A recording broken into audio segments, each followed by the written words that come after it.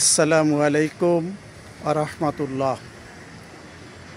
দাওয়াতবিহীন মেহমান মালাকুল মউত হজরত আজরাইল আলাইহি আসাল্লাম কখন কার বাড়িতে আসবেন আমরা কেউ তা জানি না।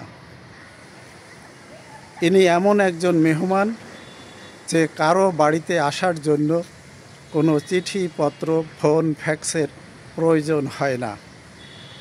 দিন রাত দেখে না, সময় অসময় বোঝে না, যে কোনো সময় উপস্থিত হয়ে যায়। আর তাকে ফিরিয়ে দেওয়ার মতো, এই মেহমানকে ঢুকতে না দেওয়ার মতো, তাকে আপ্যায়ন না করার মতো ক্ষমতা এই পৃথিবীর কোনো মানুষের নাই।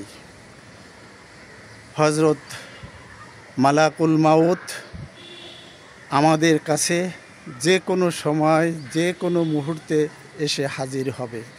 তিনি কোনো সময় আমাদের জন্য নির্ধারণ করবে না, এক সেকেন্ড, এক নিনো সেকেন্ডেরও ছাড় দিবেন না। সুতরাং আমাদের সব সময় প্রস্তুত থাকতে হবে এই মালাকুল মাউত কখন এসে কলিং বেল বাজায়, কখন এসে দরজায় কড়া নক করে। আর এর জন্য প্রিপারেশন নিয়ে থাকতে হবে।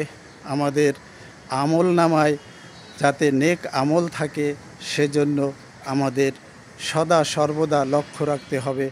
আমাদেরকে দিনের কাজ করতে হবে, দুনিয়ার কাজ যতটুকু সম্ভব ততটুকু করে বাকি সময় আল্লাহর ইবাদত বন্দেগী, নামাজ, রোজা, দান, সদকা এবং গরিব দুঃখী মানুষের সেবায় সময় অতিবাহিত করতে হবে। আল্লাহর ঘরের খাদেম হিসাবে নিজেকে নিয়োজিত করতে হবে। ওলামাদের সাথে, আলেম মাশায়েখদের সাথে ওঠা বসা করতে হবে। তাদের কথাগুলো, তাদের পরামর্শগুলো, তাদের নির্দেশনাগুলো মেনে সেইভাবে জীবন পরিচালনা করতে হবে। পরিবারের সমস্ত ভরণ পোষণ যাতে আমার দ্বারা হালাল রুজির দ্বারা সম্পন্ন হয় সেই চেষ্টা করতে হবে। সুদ ঘুষ বাদ দিয়ে জীবন ও জীবিকা নির্বাহ করতে হবে। পৃথিবীতে হয়তো কষ্ট হবে, কিন্তু এ কষ্ট কোনো কষ্ট নয়। আখেরাতে যদি জান্নাত না পাই, যদি জাহান্নামের বাসিন্দা হয়ে যায়, সে যে কষ্ট সারা জীবনের মতো অগ্নিতে জ্বলতে হবে, সে কষ্টের চেয়ে পৃথিবীর না খেয়ে থাকা, একটু ভালো কাপড় চোপড় না পরা, একটু দামি আসবাব ব্যবহার না করা, একটু ভাঙা ঘরে থাকা, এটা কোনো সমস্যাই না, এটা কোনো কষ্টই না। দুনিয়া 2 দিনের জন্য, আজ আছি কাল থাকবো না। যদি আমি জান্নাতের অধিবাসী হতে পারি সেখানে কিন্তু আমার আর এই পেরেশানি থাকবে না। সেখানে রাজকীয় ব্যবস্থা। জান্নাতে যখনই আপনি ঢুকবেন সেখানে আর মৃত্যু নাই, সেখানে আর রোগ ব্যাধি নাই, সেখানে আর অসুস্থতা নাই, সেখানে আর কোনো সমস্যা নাই।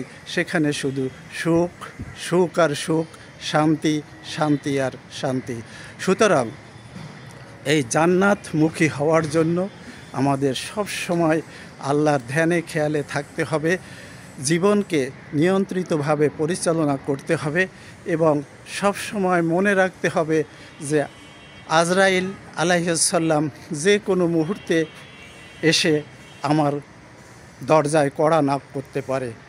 এজন্য আমাদের সদা সর্বদা প্রস্তুত থাকতে হবে। আমি সবাইকে বিনীত অনুরোধ করব, আমরা যেন 5 ওয়াক্ত নামাজ বাদ না দেই। আমি চাকরি শেষে নামাজ পড়ব, বা এখন ছোট আছি বড় হয়ে নামাজ পড়ব, বা এখন একটু অসুবিধায় আছি, অসুবিধাগুলি দূর হওয়ার পরে নিয়মিত নামাজ পড়ব, আজ না কাল থেকে নামাজ পড়ব, এইসব কথা না বলে আমরা যেন এই মুহূর্ত থেকে নামাজ শুরু করে দিই, কারণ নামাজই আপনাকে ভালো করবে, নামাজই আপনাকে সৎ পথে আনবে, নামাজই আপনাকে খারাপ কাজ থেকে ভালো কাজে ঢুকাবে এবং নামাজই আপনাকে বেহেশতে নিয়ে যাবে। সুতরাং আমরা সর্বপ্রথমেই নামাজকে আঁকড়ে ধরি এবং যারা সূরা কিরাত সহিশুদ্ধভাবে পারি না তারা অবশ্যই যতটুকু সূরা কিরাত নামাজের জন্য প্রয়োজন হয় প্রাথমিকভাবে সেটুকু অবশ্যই মসজিদের ইমাম মুয়াজ্জিন বা কোনো একজন আলেমের কাছ থেকে সুন্দরভাবে শিখে নেওয়ার চেষ্টা করব। সবাই ভালো থাকবেন, সুস্থ থাকবেন, সাথে সাথে মৃত্যুর জন্য, মৃত্যু যে অনিবার্য, একদিন এই দুনিয়া ছেড়ে চলে যেতে হবে এ কথা আমরা সবাই মাথায় রাখব।